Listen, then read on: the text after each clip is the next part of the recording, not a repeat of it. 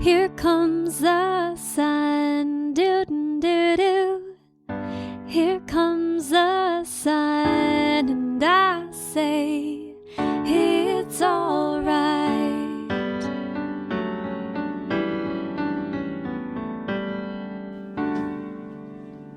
Hello, Fortitude audience. Thank you so much for coming back to join part 2 with Kira and with Brandi. So thank you for being here again. Thanks for having us. Yep. And Amos. Hello. I'm really excited about this next conversation because as we continue with the podcast, a lot of underlining things that we have talked about with abuse and just with different circumstances that people have found themselves in, this personality tends to come to the forefront. And so I have experienced narcissistic personality just in different friendships. And I'm sure in a sense, we all have a little bit of it in us, right? Sure.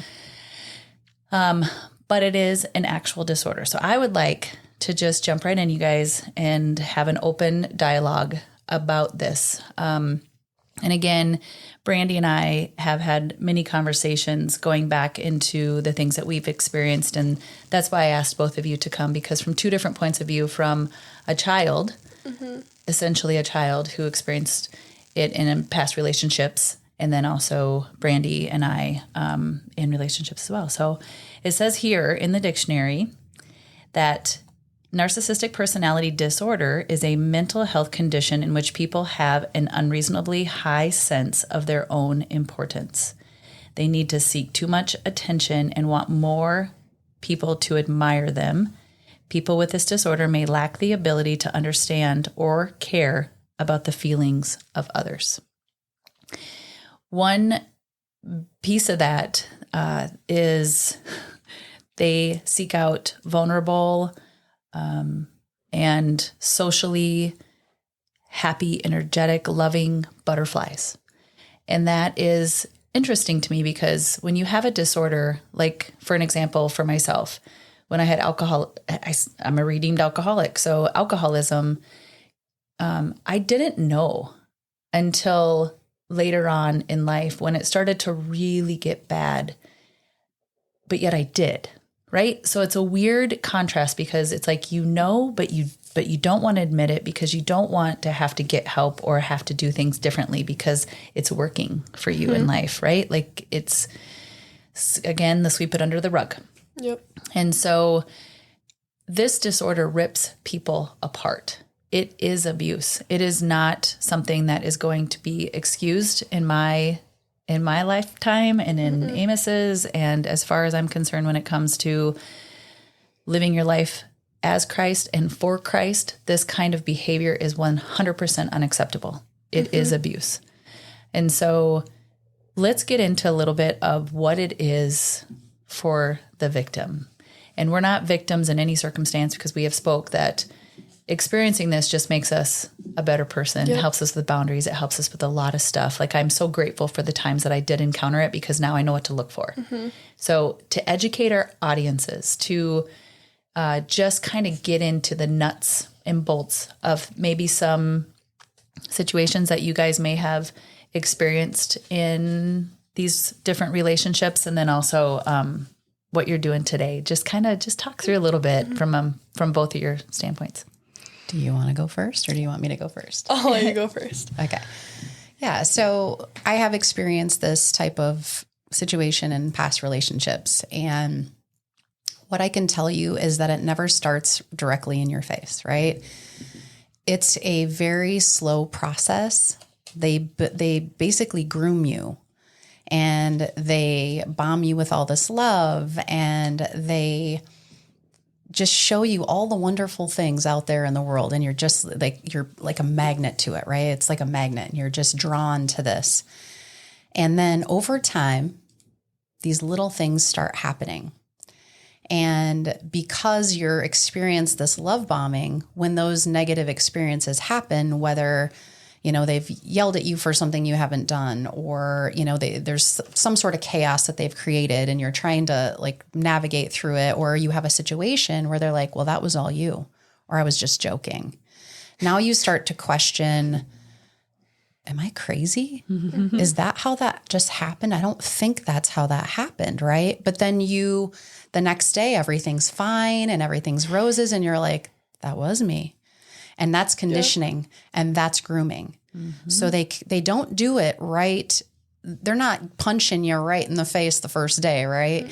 And figuratively, I'm speaking here, but they slowly plant those seeds and they slowly condition you to now think everything is your fault. Yeah. No matter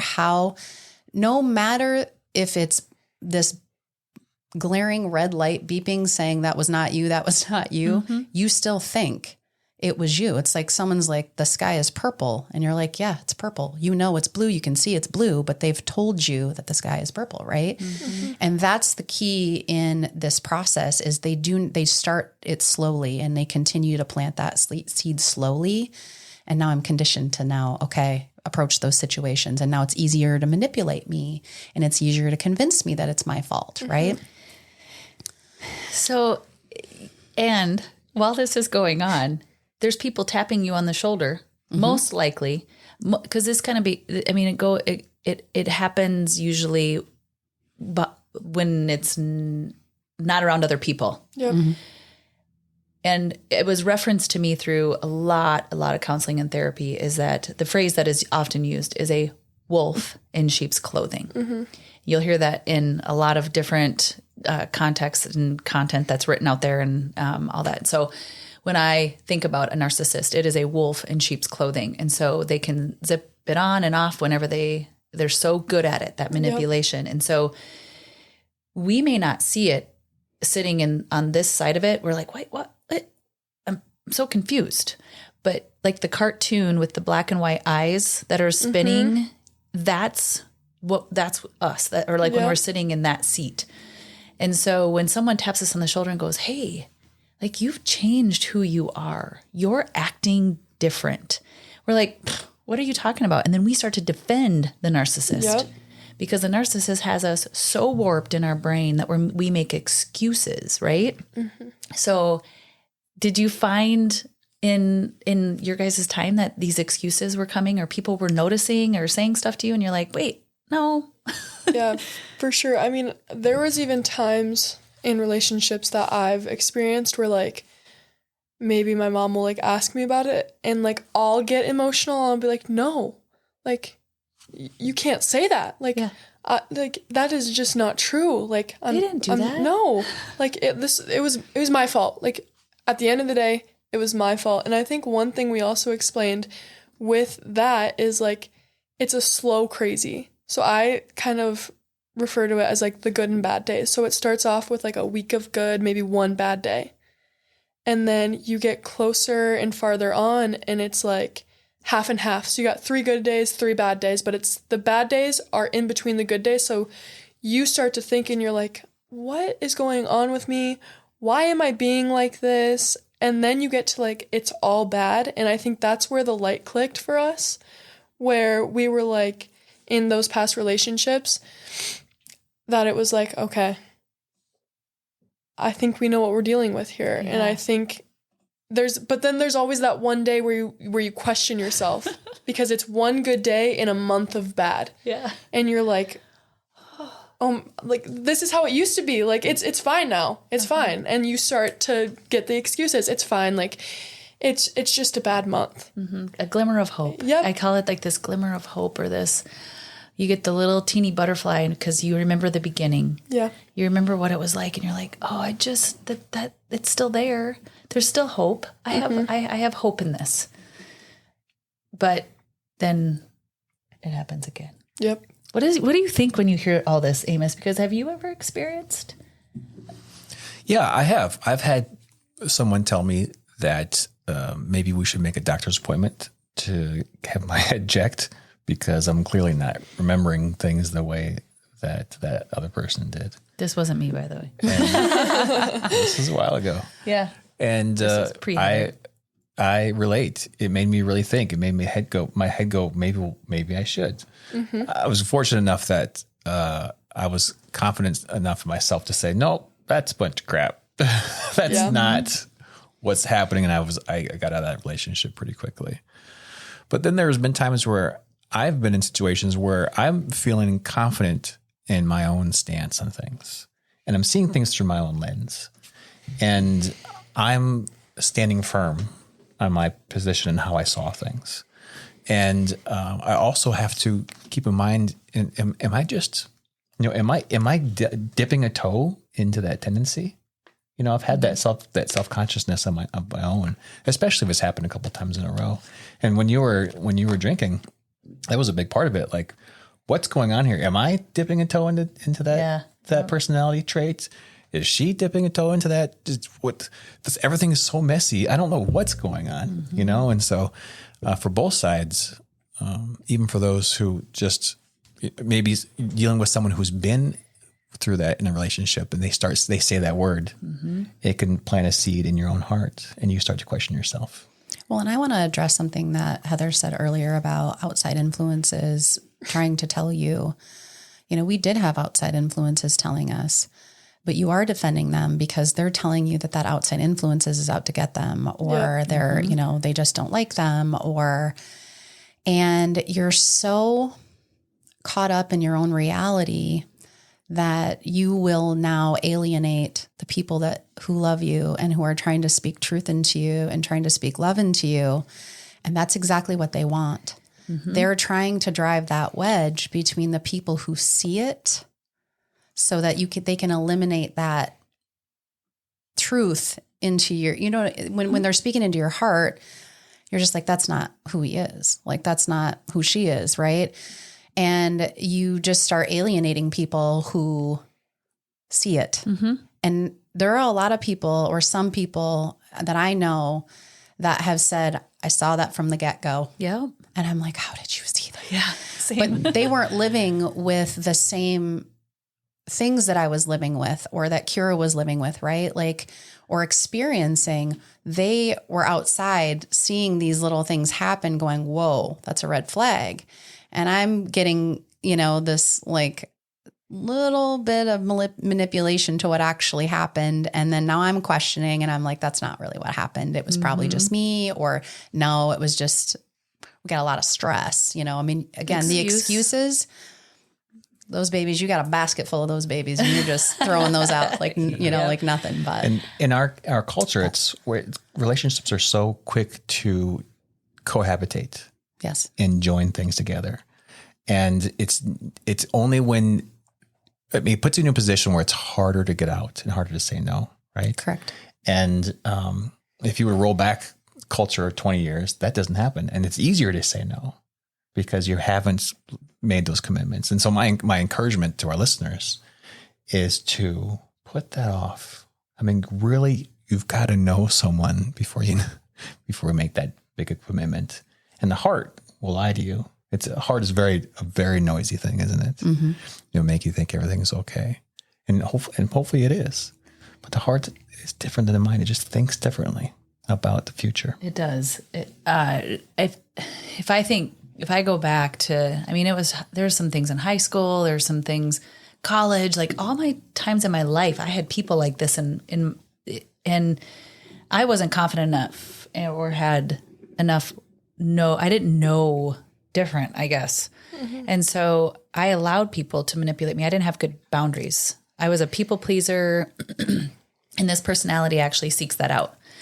And so the people that knew me the best, love me the most, which is usually parents, and some people have parents that have this personality too. So you have to find someone, if you're going through this, or some of this is registering and you're like, whoa, I think this is what I have been going through. There is someone in your life that will speak truth to you. This is a thing. There are those people. I had many of them. And when they spoke the truth, it was people that were in my life before this other person. Correct. And so when they look at you and they say, this is going on, listen to them. I can't say that loudly enough, that we need to listen to them. They are not out for anything other than our own interest and because they love us. These people this personality is so scary. And the gaslighting, so that phrase is thrown around a lot now. And so I want to read this definition too, because This is what happens. Good. Let's all get a consensus of what gaslighting actually means. I love this. Because Amos and I are talking about, he's like, that's an actual thing, like a definition. I said, it's unfortunate. It has to be a definition now, right?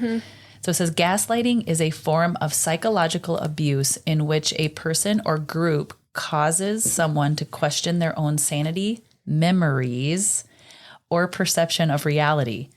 People who experience gaslighting may feel confused, anxious, or as though they cannot trust themselves, you guys. That blows my mind how often that happens. I think I've done it back in my drinking time with Amos. I know I did, because we are manipulating, trying to make other people feel crazy so they don't pay attention to us in our sickness. And so when it says like it's which a person causes someone to question their own sanity and perception of reality. I mean, that's like far off sci-fi stuff to me, which my husband really likes sci-fi, and but I like how okay. I know it. But I think about that, I'm like, whoa, nobody should ever have the right to ever. Like, that happens. That happened to you guys. It happens to a lot. It's happening to a lot of people in our world. It is. And I think, I want to address something you said earlier about listen to the people that are speaking into you, because I think what I missed, I was so busy defending and getting angry and like, why can't you just support this? What is wrong with you? If you were my friend, you would support this, right? Manipulating them back. And I think even if you're angry at that person for speaking their truth into you, I think you need to take time to say, what specifically are you seeing? What specifically are you concerned about? Because oftentimes we meet them with that anger because we don't want to admit it to ourselves either, right? We know something might be off, but we don't want to admit it to ourselves either. And then we're just going to gaslight and put it back on them, saying you're not supportive or you're just trying to sabotage my relationships. And you're in a defensive posture. 100% defensive. That is the perfect word. But which is normal for your state. Absolutely. Absolutely. I think very reasonable to be in that position. Because you want to love this person. You made the decision. Absolutely. To be their friend, be their wife, be their husband, be whatever it is that you are in with that person. And you want to believe all the love and all the truth and all the things, the reasons that you actually fell in love with this person. Because if they did it once, that behavior is still there. I know it's still there, and I'll search for it and I'll look for it. And therefore, when somebody from the outside has seen only the just kind of ick and watched it from the very beginning, they're not going to have that state of still searching for the good in that person. And so now all they're concerned about is you as a human and you being in this abusive relationship. And I've had people come to me, you guys, that have said, help me, help my daughter, help me help my son, or help me help my aunt, it didn't matter. It's like I've had multiple people come to me and say, I don't know how to get through to them. So how, like what you just said is a great way to start the clearing of the fog of the false perceptions and the false reality of what's really going on, right? To ask those specific questions. What are you seeing? Yep. If you're going to confront someone who's in a state of true delusion, is that the right word? Like a state of just, I'm not believing anything anyone wants to say to me. What would you suggest? It's hard because when you are in that situation, it's hard to listen to that. And it's so like, if I put myself on the other side of it and like, how would I get through to me, or how would I get through to my mom? The only thing that like is number one is love and support. Because if you are endlessly loving and supporting this person, then it's hard for them to justify, well, they're out to get me. No, like they're just trying to love and support you. So I think that's like definitely number one. And I'm sure you'll have more to like definitely like do. But like I would say for me, like the biggest thing was just having that love and support and like from other people who are like, I don't think you're crazy. Yeah. And you might feel crazy, you might feel confused, but I don't think you are. And I love you no matter what. No matter what happens, no matter how you feel about me, I love you. And I think that's definitely hard to come to terms with. I don't like on the other side, like justifying both sides almost, you know?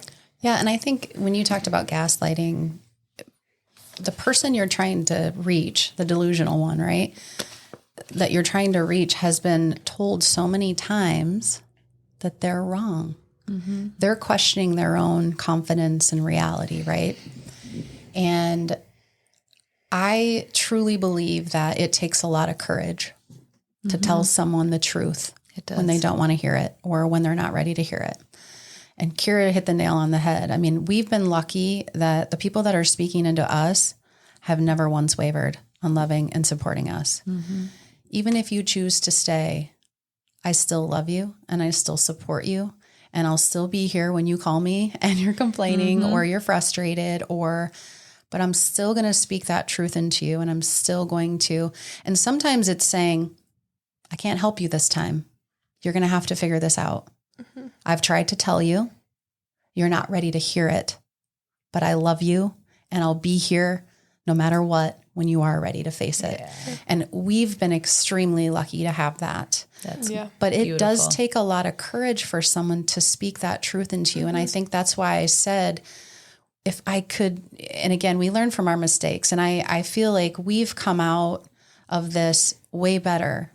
And I think we both have done work in therapy and reading and trying to understand what our tendencies are, the lack of boundaries, the trying to please everyone, right? I think we've done work in trying to heal that. Yep. And, again, we've just been so lucky to have people that have had the courage to say, I think something's wrong. And I think when that happens, you have to give that time and space. Mm-hmm. And I think it's also hard because I think we're both fixers. So we see a situation that may be negative and we're like, oh, let's fix it. Let's fix it. Like, so it's hard to get through to someone who also is like that, because when you're the happy, bubbly and you see something that's not happy and bubbly, you're like, oh, I can fix it. It's fine. It's fine. I know you think this is bad right now, but I'm going to fix it. Yeah. So you have to almost be ready to risk, like, you might lose that person for a little bit, but they're going to come in the clear.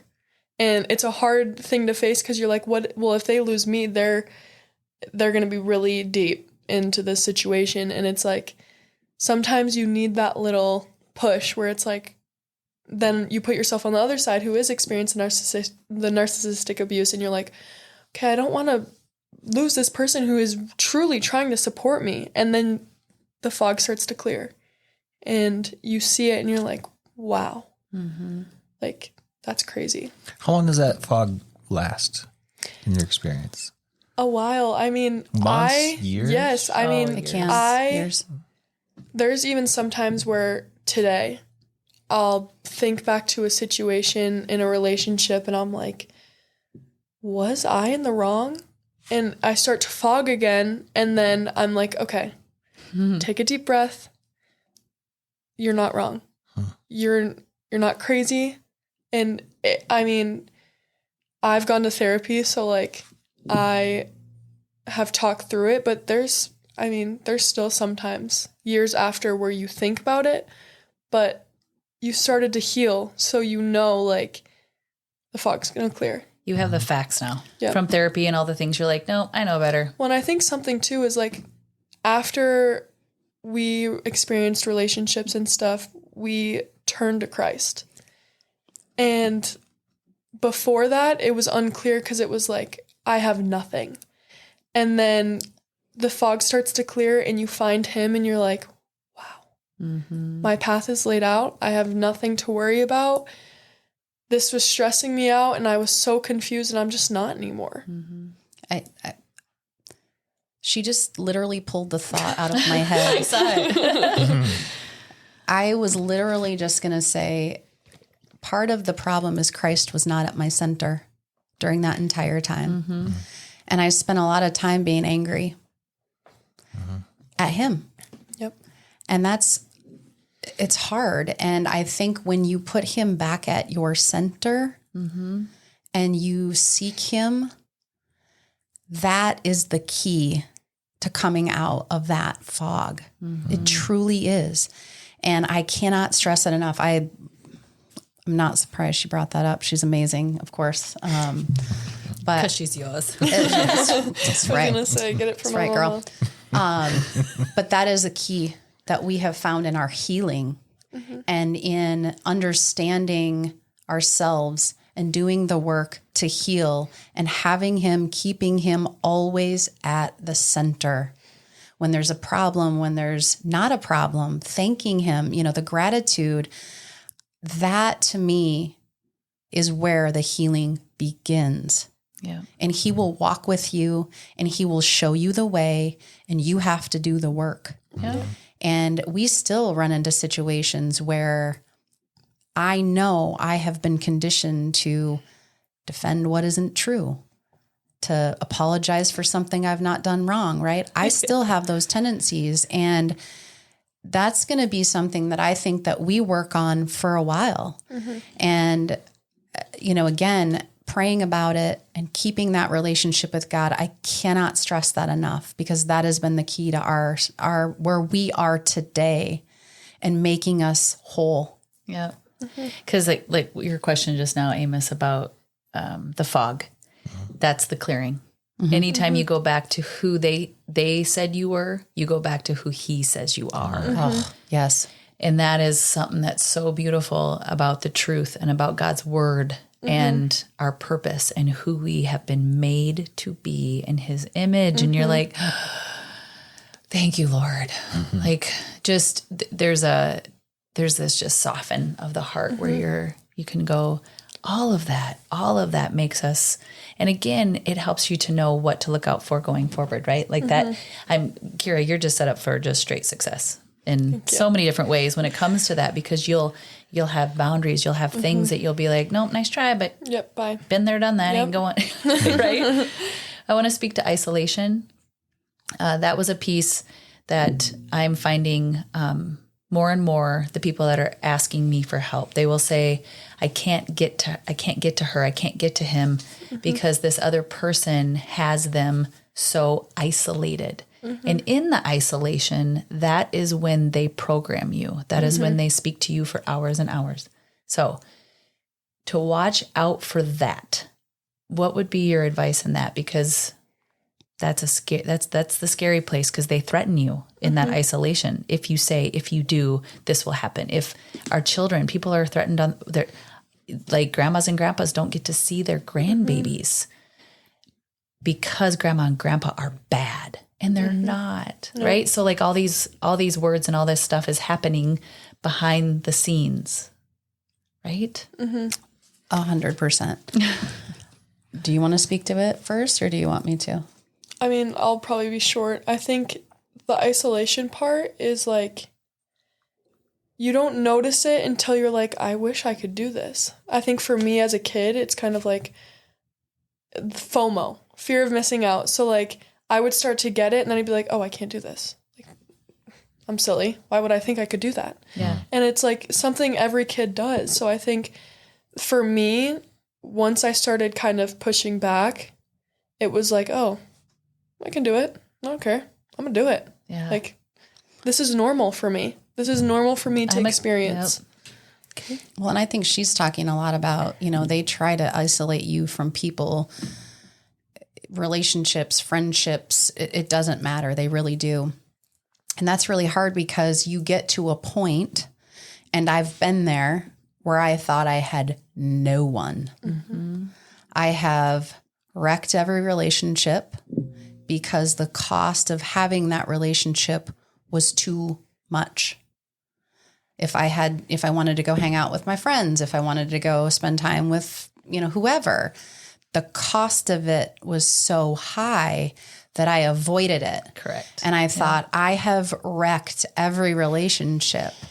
But what you don't know, and I'm going to go back to God here, is that he's got this army of people waiting for you.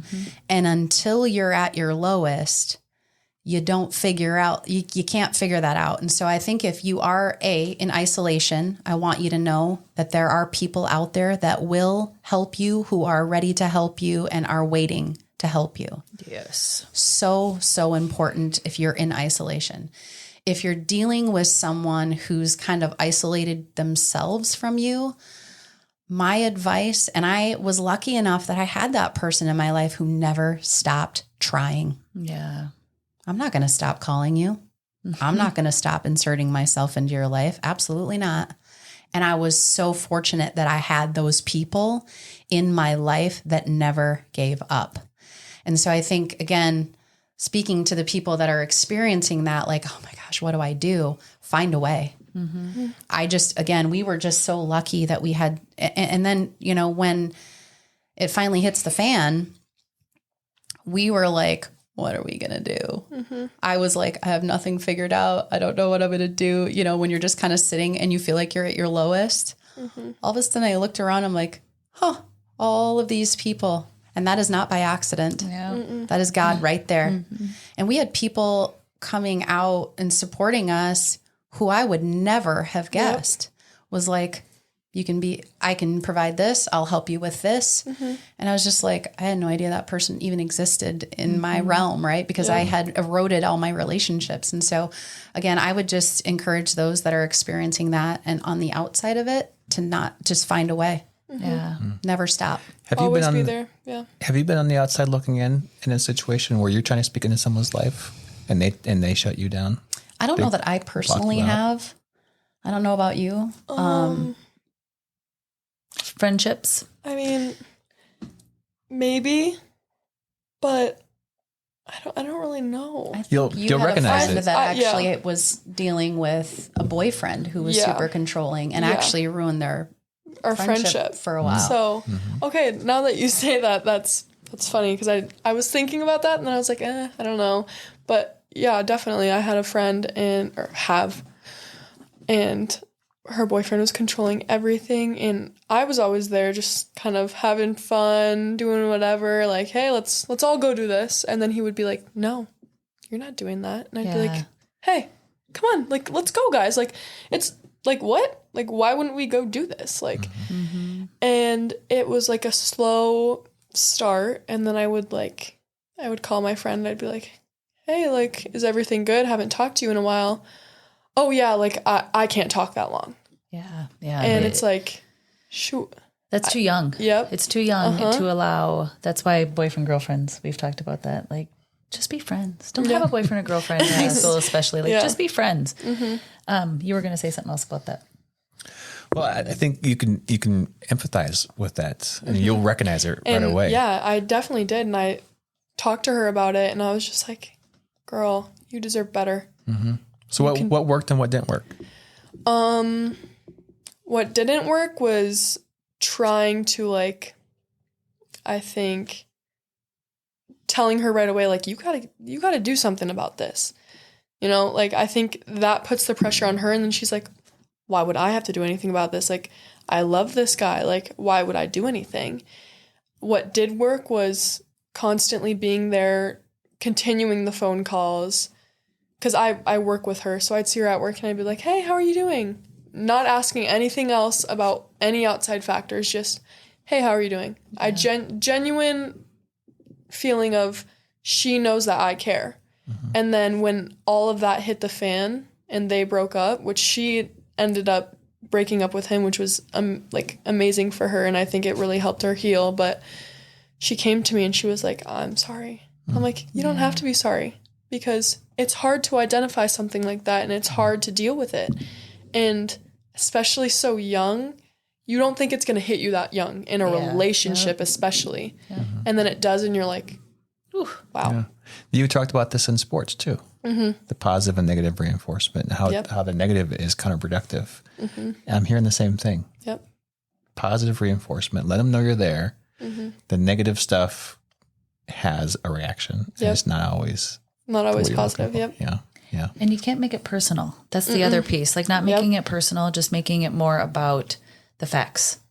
Like, I don't think he has a right to tell you what you can and you can't do, because in this situation, XYZ or she should not be doing this to you because you have rights to yourself and your decisions. Like when Amos and I first started dating, I remember asking permission for things that he was like, sure. I don't know. You need to ask me. And I was like, oh, wow. Again, the conditioning, right? Like you cannot do this, or not home, or not somewhere at exactly the time you say that you're supposed to be.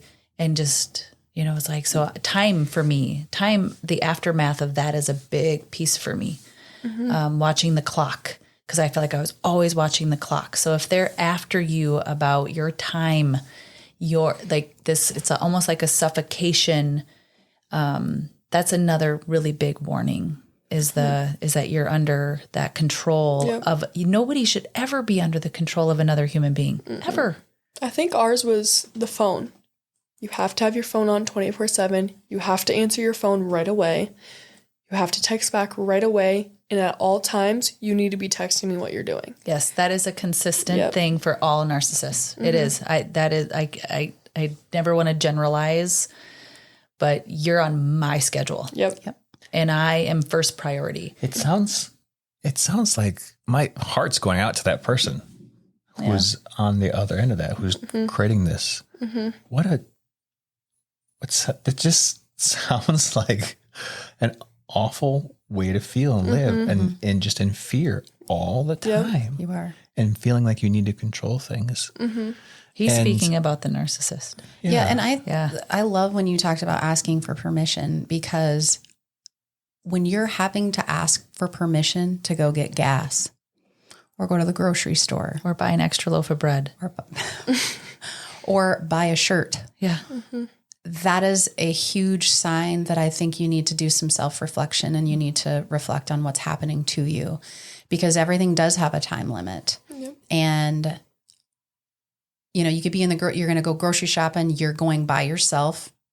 By some miracle, you get to go to the grocery store by yourself, but you better believe that if they think you should have shopped in 30 minutes, you better be home in 30 minutes, or you're getting a call, or you're getting some sort of questioning. And so that is I'm so glad you brought that up, Heather, because if you're experiencing something like that, that is a huge red flag of this personality disorder. And I urge you to self-reflect, ask somebody for help, because that is not normal. And, when you get into different relationships, healthier relationships, you're just, see it. And you're like, I don't have to tell you, and you're not upset when I, at the last minute, had to run and meet a friend of mine. You know what I mean? Yeah. And I think that's key. That's a healthy relationship where it's like, okay, you have autonomy to and trust. Absolutely. Yeah. And healthy relationships, man, that's a whole nother thing. That's a beautiful thing to talk about. What, you both said you're fixers. So what are the chances that someone can fix a narcissist? What are if that's your go-to, I think I can fix this. I can survive I don't this. think it's someone fixing another person. Like, I don't think at any point one person who's in a relationship could fix a narcissist. I think it's 1000%. Like, you can have help for sure, but I think it's going to be in the narcissistic, like the narcissist, him or herself, to take it upon themselves and be like, wow, I've done some serious damage here. And I have and relate to this, like, this disorder. And I think I truly need help. And being there for them, I think that can help. But I don't think one person could be like, hey, this is you. Like, you need help. Like, that turn it back on you. Nope. But I also think too, like, there's a couple of things, and I don't ever want to never say never. Do I think everyone is redeemable and everyone can be helped? And that God can use every one of us for 100%. I think there's a couple things of how you can help someone who has that tendency is by setting boundaries. They do not like boundaries. And it's interesting because we use boundaries to protect ourselves and our, and I think although it's not the norm with a narcissist, using boundaries is sometimes showing that you love them. I'm setting a boundary with my time and helping them understand that that boundary exists and that they cannot cross that boundary.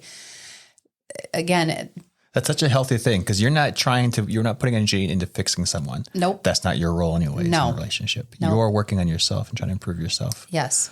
Where do you learn about boundaries? It's not written on billboards. Nope.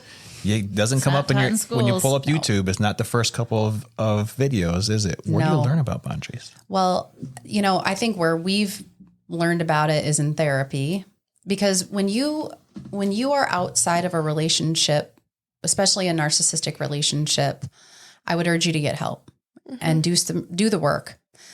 And that's where you learn about boundaries specifically. That's where I know I did, where it's like, why do you think it's your responsibility for A or B? And I really had to think about that. And I think for me, what I've learned out of this is what drove me to be attracted to that type of personality. What are the things I can do to help myself avoid this in the future? Same. And again, Google it, research it. I don't care what you have to do, but boundaries. I think even if you're not in a relationship that's narcissistic, I think it's good to have good boundaries at work, good boundaries with your, family, with your, like in all relationships, I think it's very, very important to have boundaries. And, we just simple relationships, sibling relationships. It's like, okay, I want you to get involved in my fight with her. And it's like, that is not my responsibility. When before you talked about being a fixer, I'd be like, okay, I'm going to try and fix your relationship. And I'm like getting involved and like, I'm putting all that drama on myself. And I'm like, not my dishes, not my sink. And it's really hard to get to that point because you want to fix it and you want everyone to be happy. And it's like, it is not my responsibility to fix your relationship with her. It is both of your responsibilities. And unless you're willing to do that, I can't help you. Don't come to me with your problem with her. Sorry, that's not for me to, if you have a problem with me, I'm happy to address that, but I'm not going to address your problems with somebody else. So counseling, you said counseling. Yes. So speak to the person who heard what you said earlier and relates and says, well, I can't go to the store. I'm tracked all the time. Speak to that person. What would be your advice? Ooh, I would say, well, let me talk a little bit about why it's so hard. What I still struggle with is trying to defend my position all the time, right? Trying to defend whatever it is. It doesn't matter if it's at work, whatever, because you never get validation as a person. And so again, when you're in this relationship, you're told you're crazy, your version of reality didn't happen. I was just joking, right? And so you're constantly questioning and you never get someone that's like, will you please just hear me? Will you please just believe me? This is happening. I don't know what to do. But I would encourage if someone, what you just specifically asked me is seek the people that have spoken truth into you and seek help from your friends who are there for you and just say, this is what I'm experiencing. Will you help me? What if they have nobody though? Because they have like what you're talking about, 100% isolation. Ooh, if they have nobody, so many like 9-211. There's another one 811, or there's numbers out there that people can that you can call. I think another way is like, which we obviously go to a church where it is an open conversation and you can go to there. And I mean, even if you're isolated from that, just trying to find a little time where you can seek someone like that isn't going to judge you. Yep. Isn't going to go behind your back and go tell someone else. Yep. And just be like, I really need help. I don't know where to look to. I genuinely don't have anybody. Yeah. And I mean, someone will help you. Is it fair to say that the process is going to be painful? Yes. Mm-hmm. You are going to go down way faster than you're going to go up. Mm-hmm. You're going to think you're at rock bottom until you get out and then you really hit rock bottom and you're like, this sucks. Yeah. And then you're going to slowly But why does climbing. it suck? Tell me more about that, because you think you're at rock bottom and then you get the courage to get out of this relationship and then you go. I think rock bottom for me was having to sort through my emotions. Okay, so the healing. Yes. Okay, that's what I wanted you to hear. That's what I wanted, yeah. You get so used to this like schedule and plan, and I'm going to try to fix this person, and the ups and downs, you get so used to that. Then once all of that is kind of, there's no more ups and downs, there's no more drama being created, you're like, what's happening? Like, why am I stuck with my thoughts? Like, why is all this, like, what am I dealing with? Like, was this true, or did I just blow this relationship up because I don't know what I'm talking about? And you get really low and you really doubt yourself. And again, finding Christ, that's when you're going to start going up. But I think that's something I didn't understand at the time. And I continued to be low. I continued to lash out at people I cared about. I was in sports, I was at school, so I would lash out and then I'd be like, why did I do that? Yeah. Because you were creating what you were used to. Yep. Chaos. Kira, that is so wise and so beautiful what you just said. Great question.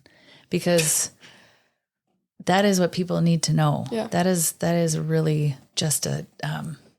As soon as you've got to take that first step, Yep. you might step on hot coals. But on the other end of that is warm sand. Well, and I think people will reject you. People will judge you. Yep. You know, I think there are people probably going through something right now where they're like, I don't have any money. I don't have anywhere to go. I don't have anywhere to live. I would tell Kira this all the time, and she's going to probably roll her eyes when I say it. Everything is figure-outable. It is.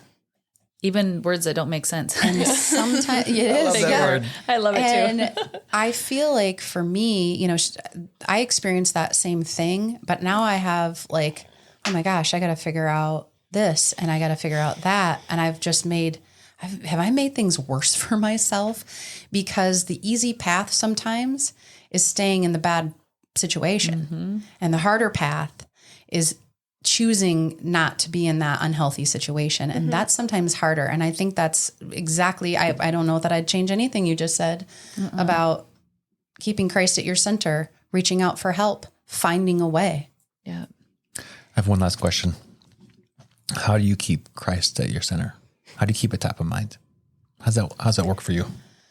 It's something that I have to do daily. It's something that it's like any other habit to me. I was so out of the habit, and you know, was I going to church? I sure was. Yeah. But I was not seeking a relationship with Christ there.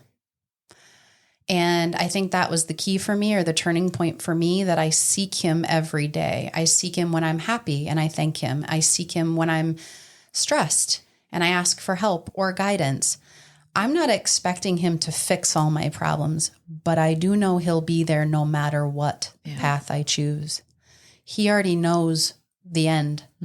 So I have to trust him that right now might be really darn hard, but I know you are right next to me. And so it doesn't matter what I'm going to go through. You are going to be there. And I think that was the key. And I have to do it daily. I have to thank him daily. I have to read scripture daily to be thankful for where I am and this amazing human next to me. Jeez. Thanks. I'm just kidding. I'm on the other side of her. I know. And so, you know, again, for me, it's just like any other habit. It's building that habit. And that's how I do it. It's just daily. God, I can't even look at you. I know. She's got me crying too, Kira. You're spot on. There's no other way to do life. The good and the bad. I mean, I think a lot of people are like, oh, I'll only turn to him when it's bad. But then it's like, you're going to get real bad and then you're going to turn and you're going to be lost. Yeah. It has to be the good and the bad. And like you said, understanding no matter what, through the good, through the bad, through the tough, he's right next to us. And be grateful through it all. That's really hard for a lot of people, is because they get really angry and really upset when things are bad. Yeah. But in those moments of real bad, I found myself even more so now going, I don't get it, but I'm so grateful for this. This is hard. Amos and I have a lot of hard moments, and I'm grateful for them. Well, I'm asking, like, I think the thing that I used to miss too is like, what is he trying to teach me right always now? What it, in leaving space for that, I have no idea what I'm going to do. Things are really hard. And I think, again, just trusting that he is there and that he is, no matter if it's if it's a bad situation, there's something you can learn from that. There's something he is trying to teach you from that. Yeah. And just never losing sight of that. And I think the minute you lose sight of him, things start to just naturally fall away. And there's always people to walk you through. I'll get that a lot. People say, I don't know how to get my relationship back with Christ. I have fallen so short. I can't give myself grace. I put this mess in front of me, and now I just feel this guilt and this shame that I can't get past that to get this relationship back with Christ. How? And I can just say, man, just start talking to him. Get in the word. Start talking to him. Find someone that you love, that has always spoken to your life again. Surround yourself with those type of people. Yeah. At church. Just walk into the front doors of a church. Somebody will be there to greet you. And I think that's something that we've definitely like seen. Like we've met, this person might not be in your life now, but they will be because there's a plan. Yeah. And this person will make themselves prevalent to you, and you'll find them and you'll be like, wow. That's so true. It's rare that Christ makes you walk through a desert all by yourself. And it's just the two of you. He always brings someone into your life to speak in your life. That's so true. Wow. In the exact moment you need it. Yeah. I always pay attention to that now. I'm like, who you got, God? And he shows us. Yeah. Well, this is just the beginning of the conversation. And I'm grateful to have the opportunity to speak to both of you about it from, like I said, both different perspectives of someone who's young and someone that's my age and still young. And I was like, where's she going? Yeah, still young. You very eloquently navigated through that. I think we're just like a few months apart, so we're good. Any last things that anyone wants to say? Yeah, I just thank you, first of all, for giving this a voice. And it's easy to be intimidated, and it's easy to let the devil in. And there are going to be people who will be negative about, but if this helps one person, that's all it's about. That is all we care about. Yep. And if it helps more, great. That's, again, just wanted to thank you for allowing us to have a voice and tell our story. Thank you for your courage, for your transparency, for being vulnerable. Oh, I was going to be the last person to tear up, but then here I am. No, but I guarantee this is going to change lives. So thank you. And if you are listening to this and you really do not know where to turn, you know that you can turn to us, and we will help you find your way. Yeah. So thank you, everyone. Yeah. Thanks so much. Thank you.